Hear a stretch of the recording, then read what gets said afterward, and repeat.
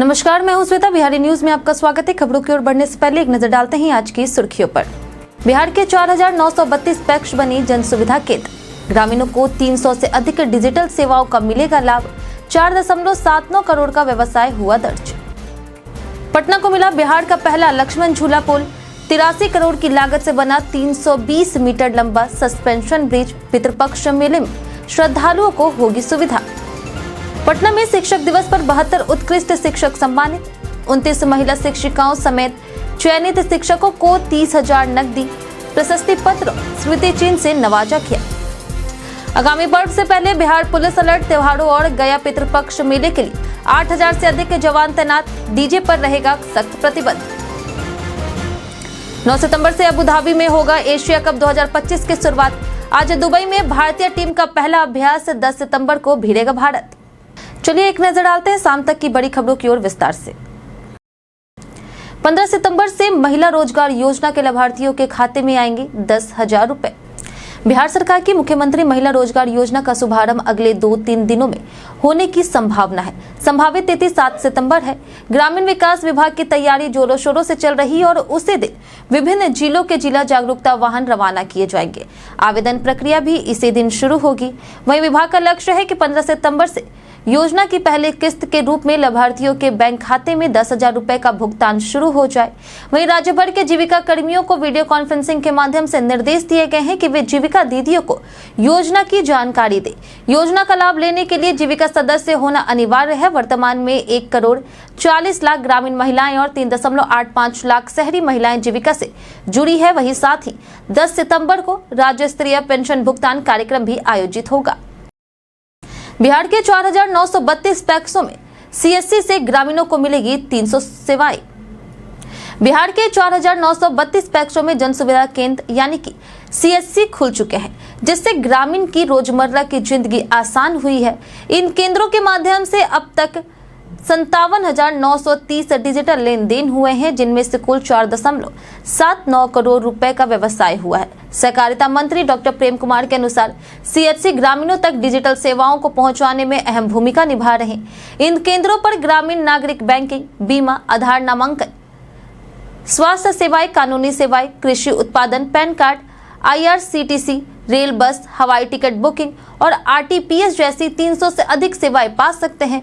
इससे पैक्सों की कार्यक्षमता और उपयोगिता बढ़ी है। वहीं ग्रामीण अर्थव्यवस्था को मजबूती मिली है, किसानों को सुविधा मिली है और नागरिकों को भरोसेमंद सेवाएं उपलब्ध हो रही। राज्यपाल ने ईद-ए-मिलाद-उन-नबी पर बिहार वासियों को दी शुभकामनाएं। राज्यपाल आरिफ मोहम्मद खान ने पैगंबर-ए-इस्लाम हजरत मोहम्मद साहब के जन्मदिन पर ईद-ए-मिलाद-उन-नबी के अवसर पर बिहार और देशवासियों को बधाई और शुभकामनाएं दी है। उन्होंने कहा कि हजरत मोहम्मद साहब ने मानवता को प्रेम, करुणा, भाईचारा, समानता और शांति का संदेश दिया है। राज्यपाल ने सभी प्रदेशवासियों से अपील की है कि वे इस पावन अवसर को आपसी प्रेम और सद्भावना के साथ मनाएं। उन्होंने जोर देकर कहा कि ईद-ए-मिलाद-उन-नबी केवल धार्मिक उत्सव नहीं, बल्कि समाज में एकता और सौहार्द बढ़ाने का अवसर भी है। इस अवसर पर लोगों को जरूरत है कि वे हजरत मोहम्मद साहब के आदर्शों को अपने जीवन में अपनाएं और समाज में शांति, भाईचारा तथा आपसी सहयोग को बढ़ावा दें। पटना को मिला पहला लक्ष्मण झूला। पटना के पुनपुन नदी पर 83 करोड़ रुपए की लागत से बना बिहार का पहला लक्ष्मण झूला पुल मुख्यमंत्री नीतीश कुमार ने जनता को समर्पित कर दिया। 320 मीटर लंबे इस सस्पेंशन ब्रिज से पितृपक्ष मेले में श्रद्धालुओं को सुविधा होगी। इसके साथ ही सीएम ने पटना जिले में 1,149 करोड़ 84 लाख रुपए की लागत की 17 योजनाओं का शिलान्यास और लोकार्पण किया। इनमें पालीगंज में नया RCC पुल, उलार सूर्य मंदिर का विकास, 9 नए विद्युत उपकेंद्र, 17 नई 33 KV लाइनें और कई सड़कों का निर्माण शामिल है। बिजली आपूर्ति मजबूत करने के लिए बख्तियारपुर में 400/220/132 KV GIS ग्रिड और बक्सर थर्मल पावर से नौबतपुर तक डबल सर्किट लाइन जैसी बड़ी योजनाएं शुरू होगी। सरकार का दावा है कि इन परियोजनाओं से जिले में सड़क, बिजली और पर्यटन सुविधाओं में बड़ा सुधार होगा और विकास कार्यों को नई गति मिलेगी। शिक्षक दिवस पर 72 शिक्षकों को दिया गया राज्य स्तरीय सम्मान। राजधानी पटना शिक्षक दिवस के अवसर पर एक ऐतिहासिक क्षण का गवाह बना। श्री कृष्ण मेमोरियल हॉल में राज्य भर के 72 उत्कृष्ट शिक्षकों को राजकीय शिक्षक पुरस्कार 2025 से सम्मानित किया गया।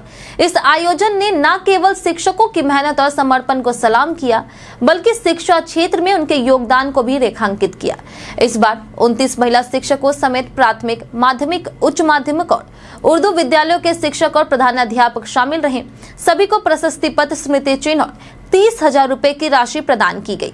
खगड़िया जिले के 2 शिक्षक अनुराधा कुमारी और विजय कुमार निराला भी इस सम्मान से नवाजे गए हैं, जिससे जिले में खुशी की लहर दौड़ गई है।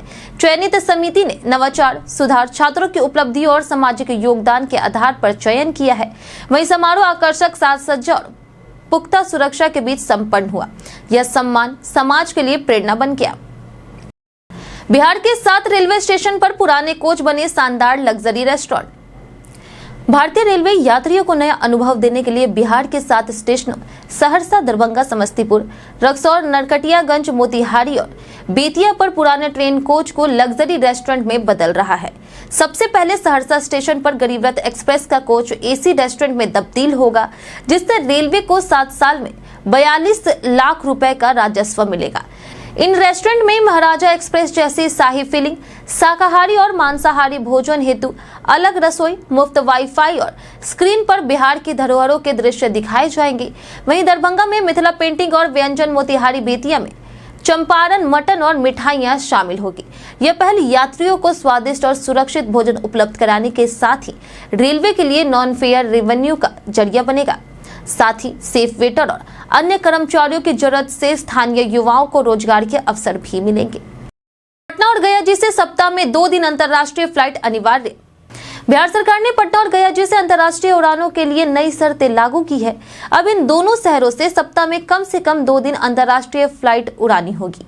राज्य मंत्रिपरिषद ने अंतर्राष्ट्रीय हवाई संपर्क बढ़ाने और बिहार को वैश्विक फलक पर मजबूती देने के लिए नई नीति को मंजूरी दी है। इसके तहत पटना से काठमांडू और गया जी से शारजहां, बैंकॉक, कोलंबो और सिंगापुर के लिए उड़ानें शुरू की जा सकेगी। चयनित एयरलाइंस को प्रति ट्रिप 5 से 10 लाख रुपए का व्यवहार्यता अंतर्निधि मिलेगा। योजना केवल 150 सीट या उससे अधिक क्षमता वाले प्लेन के लिए है। वहीं नीति के नियमन और वित्तीय सहायता राशि निर्धारण के लिए हाई लेवल 4 सदस्य कमेटी बनाई गई है। निविदा प्रक्रिया के माध्यम से एयरलाइंस का चयन किया जाएगा। वैशाली के जवान सावन कुमार सिंह का हुआ निधन। वैशाली जिले के फतेहपुर गांव में 34 वर्षीय सेना जवान सावन कुमार सिंह के निधन से पूरे गांव में शोक की लहर दौड़ गई। वर्ष 2021 में श्रीनगर में ड्यूटी के दौरान घायल होने के बाद वे लगातार इलाजरत थीं और हाल ही में पुणे मिलिट्री हॉस्पिटल में उनका निधन हुआ। सावन कुमार सेवानिवृत्त सैनिक ललन प्रसाद सिंह के पुत्र थे और बचपन से ही फौज में जाने का सपना देखते थे। 2010 में दानापुर आर्मी भर्ती में उनका चयन हुआ और 2015 में उनकी शादी निधि कुमारी से हुई। परिवार में सैन्य परंपरा गहरी है। 2 चचेरे भाई सीआरपीएफ और इंडियन नेवी में हैं और एक भाई यूपी पुलिस में और चाचा सीआरपीएफ में तैनात है। उनका पार्थिव शरीर तिरंगे में लिपटा गांव पहुंचा, जहां शोकगति और श्रद्धांजलि अर्पित की गई। उनका शौर्य और बलिदान हमेशा अमर रहेगा। बिहार में पर्व त्योहारों पर सुरक्षा कड़ी, 8,000 जवान तैनात। बिहार पुलिस मुख्यालय ने आगामी पर्व त्योहारों को देखते हुए कड़े सुरक्षा इंतजाम किए हैं। मिलाद उल नबी, अनंत चतुर्दशी, विश्वकर्मा पूजा और 6 से 21 सितंबर तक गया में होने वाले पितृपक्ष मेले को लेकर के 8,000 से अधिक प्रशिक्षु सिपाहियों सहित बड़ी संख्या में बल तैनात किया गया। एडीजी पंकज दराद ने बताया कि सभी विसर्जन जुलूस पुलिस सॉकेट में होंगे और डीजे पर पूर्ण प्रतिबंध रहेगा। बिना लाइसेंस किसी भी जुलूस की अनुमति नहीं दी जाएगी। संवेदनशील जुलूसों की वीडियोग्राफी होगी और धार्मिक स्थलों पर बल और दंडाधिकारी तैनात रहेंगे। संवेदनशील जुलूसों की वीडियोग्राफी होगी और धार्मिक स्थलों पर बल और दंडाधिकारी तैनात रहेंगे। असामाजिक तत्वों से बांध भरवाने की कार्रवाई और इंटरनेट मीडिया पर निगरानी भी की जा रही। वहीं गया मेले में 395 पदाधिकारी, 1600 सिपाही, 800 गृहरक्षक, 20 से दंगारोधी और अश्वारोही बल की तैनाती की गई है। पुलिस ने शांति सौहार्द बनाए रखने की अपील की है। बिहार महिला आयोग 19 सितंबर को लॉन्च करेगा toll free helpline number. Bihar राज्य महिला आयोग ने महिलाओं की सुरक्षा और समस्या समाधान के लिए बड़ा कदम उठाया है। आयोग ने घोषणा की कि आगामी 19 सितंबर 2025 को अपनी 24वीं वर्षगांठ पर एक टोल फ्री हेल्पलाइन नंबर जारी किया जाएगा, इस नंबर पर कॉल कर महिलाएं सीधे अपनी शिकायत दर्ज करा सकेगी। कॉल रिसीव होने पर महिलाओं का मोबाइल नंबर और केस विवरण दर्ज किया जाएगा और आयोग संज्ञान लेकर के कार्रवाई करेगा। अब तक महिलाओं को शिकायत दर्ज करने के लिए लंबी कागजी प्रक्रिया और कार्यालय तक जाने का सामना करना पड़ता था, जिससे वे हिचकिचाती थी। इस पहल से महिलाएं निडर होकर के अपनी समस्याएं सामने रख सकेगी और समय पर न्याय पा सकेगी। वार्षिक उत्सव कार्यक्रम पटना के अधिवेशन भवन में होगा, जो महिला आयोग की अध्यक्ष विजया और बिहार महिला आयोग के पूर्व अध्यक्ष शामिल होंगी। गया में बनाया जा रहा डायल 112 का नया कंट्रोल सेंटर। बिहार में आपातकालीन सेवाओं को मजबूत करने के लिए गया जी में डायल 112 का नया कंट्रोल एंड कमांड सेंटर बनाया जाएगा। यह पटना के बाद दूसरा सेंटर होगा और प्राइमरी सेंटर की मिरर साइट के रूप में 20% क्षमता के साथ काम करेगा। इसके लिए 132 नए पद सृजित किए गए हैं, जिनमें डीएसपी, निरीक्षक, अवर निरीक्षक, सिपाही और अन्य स्टाफ शामिल है। इस पर सालाना 8 करोड़ 6 लाख रुपए खर्च होंगे। वहीं सेंटर के जरिए मगध क्षेत्र यानी कि गया, औरंगाबाद, जहानाबाद, नवादा, नालंदा में आपातकालीन सेवाओं की उपलब्धता और तेज होगी। वर्तमान में रिस्पांस टाइम 14.5 मिनट है, जिससे कम करने का लक्ष्य है। कॉल रिस्पांस और डिस्पैच की जिम्मेदारी प्रशिक्षित सिपाहियों और अफसरों को दी जाएगी। यह सेंटर न सिर्फ लोगों को त्वरित मदद देगा, बल्कि पितृपक्ष मेला जैसे बड़े आयोजनों में भीड़ प्रबंधन और सुरक्षा में अहम भूमिका निभाएगा। बीडी और बिहार टिप्पणी पर कांग्रेस पर भड़की बीजेपी और जेडीयू। कांग्रेस पार्टी केरल कांग्रेस के एक सोशल मीडिया पोस्ट को लेकर के विवादों में आ गई है। पोस्ट में लिखा गया था कि बीडी और बिहार दोनों बी से शुरू होते हैं, इसलिए अब इसे पाप नहीं माना जा सकता। यह पोस्ट तंबाकू उत्पादों पर जीएसटी दरों में बदलाव के संदर्भ में किया गया था। भाजपा और जेडीयू ने इसे बिहार का अपमान बताया। वहीं डिप्टी सीएम सम्राट चौधरी ने कहा कि कांग्रेस ने प्रधानमंत्री नरेंद्र मोदी की माता के बाद अब बिहार का अपमान किया है। जेडीयू अध्यक्ष संजय झा ने तीखा पलटवार करते हुए कहा कि बी से सिर्फ बीडी नहीं, बल्कि बुद्धि और बजट भी होता है, जो कांग्रेस के पास नहीं है। उन्होंने बिहार की ऐतिहासिक और सांस्कृतिक धरोहर का उल्लेख करते हुए कहा कि बिहार की जनता अपमान का जवाब वोट की चोट से देगी, न कि बीड़ी के धुएं से। बिहार बंद को तेजस्वी ने बताया विफल। बिहार की सियासत में तेजी आ गई है। प्रधानमंत्री नरेंद्र मोदी को गाली देने के विरोध में एनडीए द्वारा बुलाए गए बिहार बंद को राजद नेता और नेता प्रतिपक्ष तेजस्वी यादव ने पूरी तरह से विफल करार दिया। उन्होंने भाजपा पर बंद को गुंडागर्दी और नौटंकी बताकर के तीखा हमला बोला है। तेजस्वी ने आरोप लगाया कि भाजपा कार्यकर्ताओं ने बंद के नाम पर महिलाओं और शिक्षिकाओं, गर्भवती महिलाओं, बच्चों और यहां तक कि शहीद के परिजनों तक के साथ दुर्व्यवहार किया, एम्बुलेंस को रोका और छात्रों को परेशान किया। इसके बावजूद जनता ने भाजपा की अपील को ठुकरा दिया और बंद असफल रहा। सोशल मीडिया पर तेजस्वी ने तंज कसा कि भाजपा बंद कराने में एक पंचायत तो दूर, वार्ड भी बंद नहीं करा पाई। उन्होंने मोदी पर भी निशाना साधते हुए कहा कि भाजपा को जनता के मुद्दों से कोई सरोकार नहीं, केवल सियासी नौटंकी से मतलब है। एशिया कप से पहले दुबई में भारतीय टीम का पहला अभ्यास। भारतीय टीम एशिया कप 2025 की तैयारियों के अंतिम चरण में पहुंच गई है। शुक्रवार शाम 6 बजे से 9 बजे तक दुबई स्थित आईसीसी एकेडमी में टीम पहला फुल प्रैक्टिस सेशन करेगी। यही टूर्नामेंट से पहले खिलाड़ियों का पहला कलेक्टिव वर्कआउट होगा। इस बार भारत में कोई ट्रेनिंग कैंप आयोजित नहीं हुआ, बल्कि बीसीसीआई ने खिलाड़ियों को सीधे दुबई बुलाया। कप्तान सूर्य कुमार यादव और हार्दिक पांड्या पहले ही पहुंच चुके हैं, जबकि हेड कोच गौतम गंभीर और उप कप्तान शुभमन गिल सहित अन्य सदस्य अलग अलग शहरों से जुड़े। गुरुवार शाम तक दुबई पहुंचना था। भारत 10 सितंबर को यूएई, 14 सितंबर को पाकिस्तान और 19 सितंबर को ओमान से भिड़ेगा। टूर्नामेंट का पहला आगाज 9 सितंबर को अबू धाबी में अफगानिस्तान बनाम हांगकांग मुकाबले से होगा। नेपाल ने फेसबुक, व्हाट्सएप और इंस्टाग्राम सहित 26 प्लेटफॉर्म्स ऐप किए बैन। नेपाल सरकार ने बड़ा कदम उठाते हुए फेसबुक, व्हाट्सएप, इंस्टाग्राम, एक्स समेत 26 प्रमुख सोशल मीडिया प्लेटफॉर्म पर प्रतिबंध लगा दिया है। सुप्रीम कोर्ट ने हाल ही में आदेश दिया कि सभी घरेलू और विदेशी सोशल मीडिया प्लेटफॉर्म का अनिवार्य पंजीकरण किया जाए।